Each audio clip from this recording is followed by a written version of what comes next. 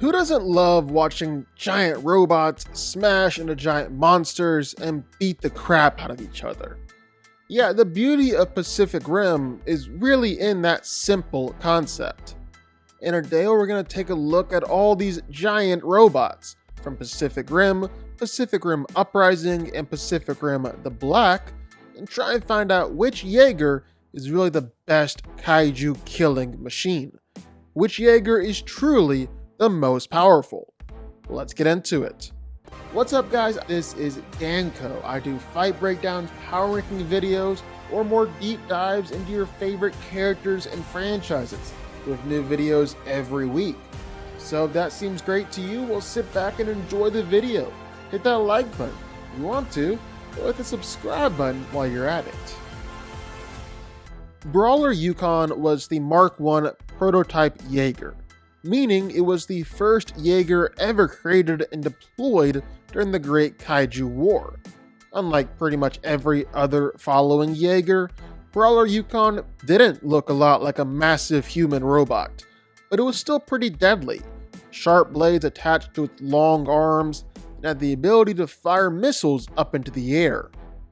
Horizon Brave was a Mark I Jaeger created in China, and held the initial record of 2 confirmed kaiju kills. It implemented Cairo weapons, freezing kaiju to death with its signature attacks, Flash Freeze and the Sub-Zero Sucker Punch. Romeo Blue was a Mark I Jaeger created in the US, and is actually one of the slowest Jaegers ever built. However, that works out. Romeo Blue was primarily built for long-range combat, and even comes equipped with a massive Gatling gun on his chest to mow kaiju down. November Ajax is a Mark VI Jaeger, and was primarily just used to patrol the streets and stop anyone from doing anything illegal, like rogue Jaeger pilots out for a little joyride. Coyote Tango was another Mark I Jaeger created in Japan. It was easily one of the oldest Jaegers in active duty before it was finally destroyed. It was built for speed and maneuverability, allowing it to pull off some incredibly deadly maneuvers. It used the experimental VPI energy caster in order to blow apart kaiju. Tacit Ronin was a Mark I Japanese Jaeger, and like Coyote Tango, was primarily built for speed and maneuverability. In fact, this Jaeger was primarily designed for close-up combat. Well, with its wrist blades and the jet propulsion along its back, it allowed it to swiftly dodge and evade kaiju attacks. Cho Alpha is a Mark I Jaeger built in Russia. It was the last of the Mark I series. It's one of the heaviest and best armored Jaegers out there, built to endure long tours of duty and take as much punishment from any kaiju as it's able to dish out. But this also means that it's one of the slowest Jaegers ever built, a weakness that faster and more agile kaiju can take advantage of. It mostly fights kaiju just by punching them, but these are some seriously powerful punches. Each punch is said to shake the whole surrounding area. Crimson Typhoon is a Mark IV Jaeger built in China. It's one of the few Jaegers to have 3 pilots instead of just 2. With its 3 arms, Crimson Typhoon has a lot of mobility and range in a fight, able to move with the skill and grace of an experienced martial artist. It's able to fire out plasma casters, but Crimson Typhoon's signature attack is the Thundercloud formation, where razor-sharp blades appear out of his hands. It's able to slice and dice up any kaiju that comes near. Striker Berserker is in a lot of ways similar to the OG Striker Eureka, even down to its twin blades that come out of its wrist. However, unlike almost any other Jaeger, Striker Berserker can actually be piloted by just one pilot, meaning that the robot can keep on fighting if one of the pilots dies in combat. Like one of the first Jaegers, Horizon Brave, Hunter Vertigo is armed with Cairo cannons on its shoulders, meaning that it can completely freeze kaiju to the point of completely shattering their bodies. On top of that, Hunter Vertigo is powered by 2 nuclear turbines. While the Jaegers are discouraged from going all out and using nuclear weapons against kaiju, Hunter Vertigo is in fact armed with several different nuclear missiles. Saber Athena is a Mark 6 Jaeger. It's actually an experimental Jaeger, designed with an ultra-light frame made up of high tensile muscle strands.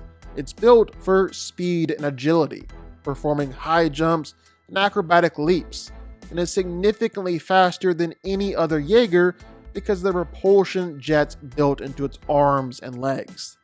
Saber Athena is built and armed with a pair of ionic twin blades, swords that can also be combined to create a larger and stronger weapon.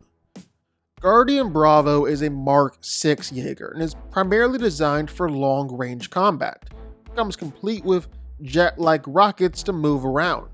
It's also armed with an Elec 16 whip, a weapon similar to Gypsy Danger's chainsword. The Elec 16 whip is made out of unbreakable material and can deliver sustained shocks that'll cause some serious damage to all kaiju. That's not all. Guardian Bravo also comes equipped with an arm-mounted gun, a machine gun on one arm and an energy gun on the other. Bracer Phoenix is a Mark 5 Jaeger. It's one of the oldest Jaegers still operational among the new generation. On top of that, it's one of the toughest and most heavily armored of all the Jaegers, being designed for maximum protection. It's a 3-pilot Jaeger like Crimson Typhoon, and the pilots are able to move freely around, moving from the con pod to the gunner pod, where the pilot can arm the vortex cannon. This cannon can inflict some serious damage to any kaiju, but is also prone to cause some serious damage to cities and civilians in the process. Atlas Destroyer was a Mark III Jaeger.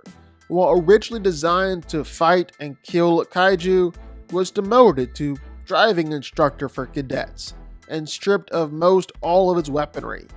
This meant that Atlas Destroyer's success in a fight was entirely reliant on the skill of its pilots and their ability to use the Jaeger's massive power, which is actually pretty important.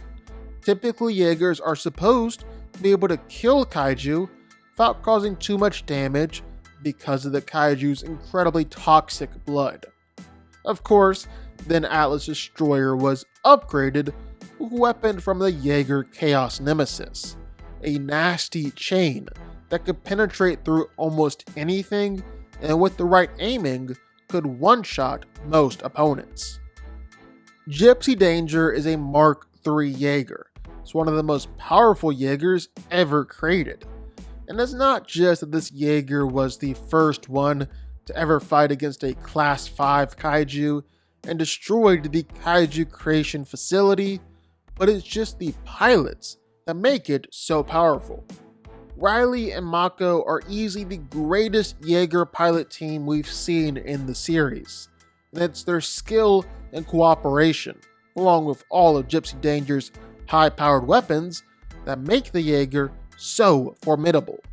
Speaking of Gypsy Danger's weapons, it has a deadly plasma caster and powerful chain swords, and both of these weapons are unique because they can injure kaiju and then instantly cauterize the wound, preventing the spread of the deadly kaiju blue. Striker Eureka was a Mark V Jaeger created to be the first and last line of defense for the coastline of Australia. The strongest and fastest of all the Jaegers built up until that point, Striker Eureka was designed to function like a brutal, bloody fighter, and could kill kaiju quicker and more effectively than any Jaeger so far. Its brass knuckles make each punch it throws significantly more powerful, and on top of that, Striker Eureka also has a pair of retractable sting blades that are designed to injure a kaiju and cauterize the wound all in the same movement. As if that wasn't enough, the Jaeger comes equipped with an anti-kaiju missile launcher on its chest, complete with 18K stunner warheads that can easily kill a kaiju with just one direct hit. Gypsy Avenger is a Mark 6 Jaeger, and is designed after its namesake, Gypsy Danger. In fact, Gypsy Avenger's arsenal, the Plasma Caster 2.0, the Chainsword 2.0, and the Elbow Rocket 2.0 are all designed to just be an upgraded arsenal from Gypsy Danger. Then the one original weapon is the Gravity Sling, which can disrupt the gravitational field of any object, so it basically allows Gypsy Avenger to use anything around it as a weapon against a kaiju. And I mean literally throwing buildings down on top of the monsters. Then Gypsy Avenger also has missiles, rocket boosters on its feet, and has proved itself to be a capable and skilled fighter, battling against Obsidian Fury and being the one responsible for taking down the Mega Kaiju. Obsidian Fury is an unmanned Kaiju Jaeger hybrid created by Shaw Industries. But that didn't last too long until the Kaiju part took over and turned it into a bad guy. And quite a powerful bad guy at that. Obsidian Fury was built out of obsidian chrome, which is where it gets its name. It was armed with weapons like shoulder-mounted missile launchers and twin plasma chainsaws. That's not all. It's also got guns mounted on its arms, a particle charger mounted on its chest, and powerful spikes and claws.